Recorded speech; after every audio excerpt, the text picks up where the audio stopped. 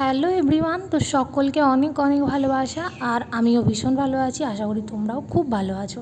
তো তোমাদের সাথে শেয়ার করছি শুক্রবারের পার্টি ব্লগটা। একটু লেট হয়ে গেল, তো তার জন্য সরি। তো আমি আর তোমাদের দাদাভাই দেখতেই পাচ্ছ রেডি হয়ে গিয়েছি, কারণ তোমাদের দাদাভাই আসলো প্রায় 8:30, আর আমি 7:30 থেকে রেডি হয়ে বসে রয়েছি। শুধু আমি কাপড়ের কুচিটা ঠিক করতে পারিনি, তো ও আসার পরে ওটা ঠিকঠাক করে দিল। তো এবার আমরা বেরোবো। তো দেখতেই পাচ্ছ আমি পুরো রেডি হয়ে গেছি। তো কেমন লাগছে আমাকে সকলে একটু কমেন্ট করে জানিয়ে দিও। তো আমি ভীষণ সাজতে ভালোবাসি, আর বরের সঙ্গে কোথাও গেলে সেজে গুজে যাবো না, এটা কখনো হয়? তো দেখো চলে এসেছি ছোট্ট বাবুর বার্থডেতে। তো এটাই হচ্ছে আমাদের বার্থডে বয়।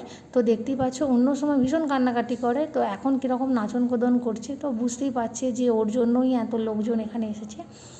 তো এবার হবে কেক কাটার পর্ব, কারণ এখান থেকে আবার এখনও একটা জায়গায় যেতে হবে, কারণ আজকে আছে দুটো বার্থডে পার্টি। তো কোথায় যাব না যাব এটাই ভাবতে পারছিলাম না।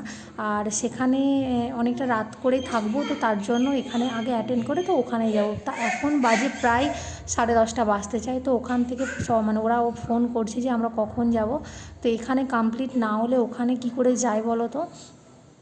তো চলো এবার ওখানে যাওয়া যাক। তো ওদের মানে কোয়ার্টারটা আমাদের থেকে সামান্য কিছুটা দূরে।